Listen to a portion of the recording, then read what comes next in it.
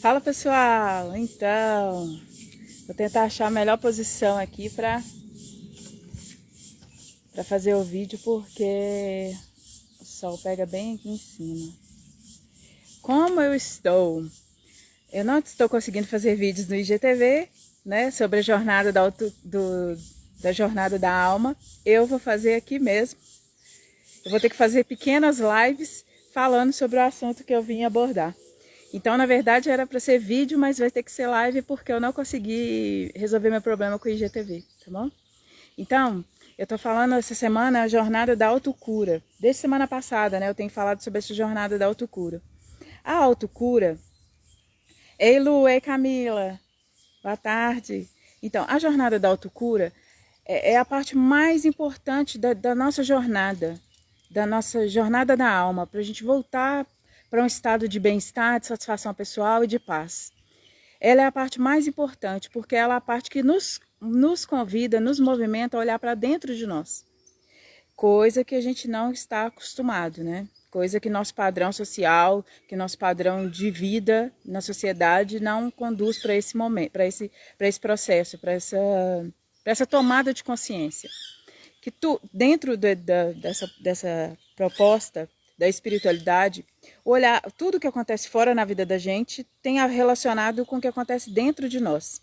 Então, quando a gente olha para dentro de nós e começa a perceber por que eu estou doente nesse aspecto, por que eu estou com depressão, por que eu estou ansiosa, por que eu tenho esse conflito interno, por que eu não resolvo essa situação com minha mãe, se repete com meu pai, por que eu tenho problema com meus filhos. Então, isso é uma tomada de consciência, um convite para você olhar para dentro. Mas, como a gente é conduzido a olhar para fora, esses processos se repetem infinitas vezes na nossa vida, até que a gente se atente que aquele caminho que a gente anda buscando não está resolvendo nada. Então a gente tem que se atentar e olhar para dentro de nós e perceber, olha, por esse caminho não funcionou.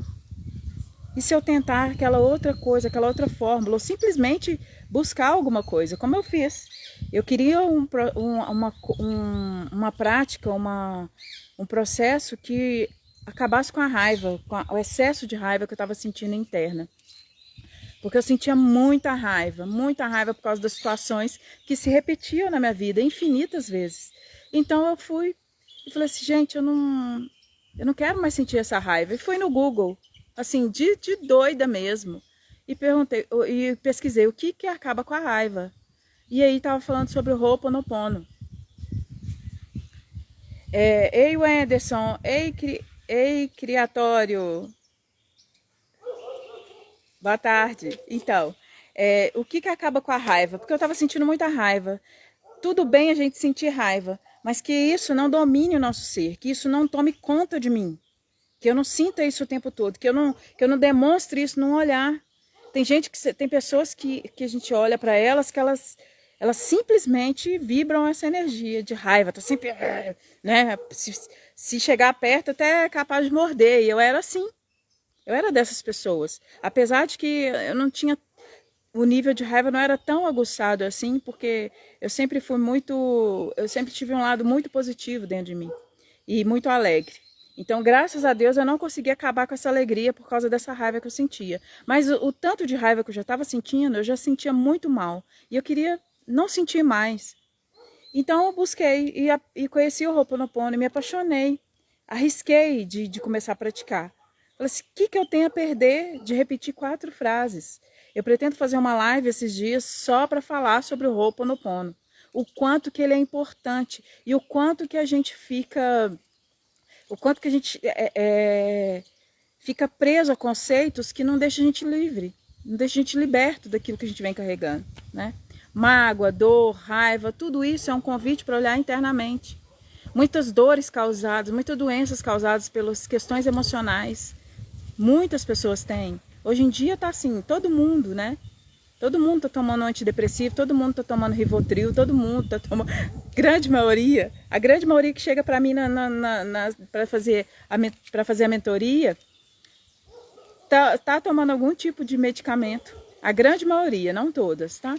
Tem gente que opta porque não quero tomar, porque eu sei que isso não vai me conduzir a um lugar de paz. Mas cada um tem um processo, né? Foi no médico, o médico receitou, eu não receito remédio, também não removo remédio, tiro remédio de ninguém que está passando por esse processo. Tudo é um processo, né? Cada um tem motivo, outros não, né? Cada um tem seu processo. Então, a autocura é uma jornada muito importante. É a parte mais importante da jornada. Porque é um convite a olhar para dentro, ver aonde que eu estou errando no meu relacionamento amoroso. Por que que meu relacionamento amoroso está dessa forma? Por que eu não consigo parar de ter aqueles pensamentos repetitivos, negativos? Então, tudo isso é um convite a olhar para dentro, né? E quando a gente faz esse processo, esse caminhar, esse olhar conosco mesmo, que isso representa muito da questão de amor próprio, né? A gente fica buscando muito fora um amor que a gente não cultiva dentro de nós. Então a gente vai estar sempre no déficit, sempre sentindo falta de alguma coisa, sempre no vazio. E quando a gente cultiva esse amor de uma forma real, verdadeira, vigorosa, de verdade,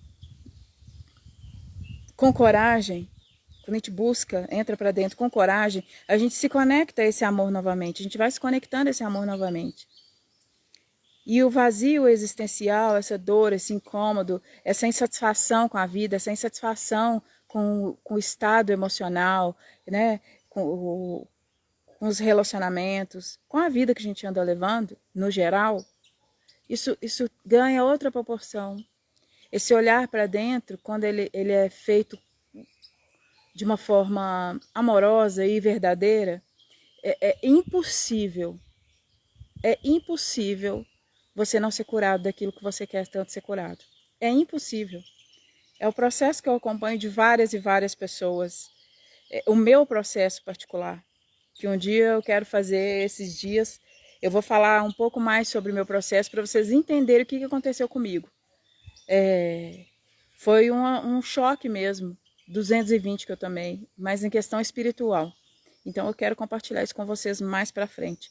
Eu vou fazer essa semana falando sobre a autocura, eu vou ter que fazer pequenas lives aqui, porque no IGTV eu não consigo soltar os vídeos, então eu vou fazer pequenas lives todos os dias que precisar para falar sobre essa autocura. Mas tem textos aqui que eu vou compartilhar falando sobre a autocura, falando sobre como se olhar para dentro. Porque a gente fala sobre autocura com muitas pessoas e elas não entendem o que é isso. E realmente, porque não faz sentido, né? As pessoas se curarem. É interessante que elas fiquem vulneráveis para um controle assim, de massa. Então, quanto mais a gente se conhece, menos a gente fica vulnerável às informações que chegam no nosso ouvido.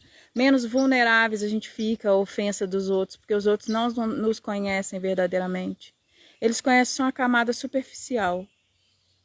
Mas de verdade, nem a gente mesmo se conhece totalmente. Eu não me conheço na minha amplitude do ser totalmente. Tem várias experiências maravilhosas, mas eu ainda não me conheço na totalidade do ser.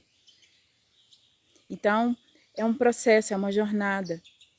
E essa autocura é a parte mais importante da jornada.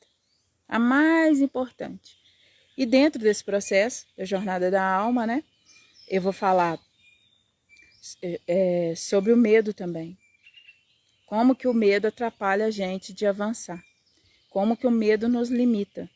Tudo em excesso, tudo em desequilíbrio, tudo demais dentro da gente atrapalha.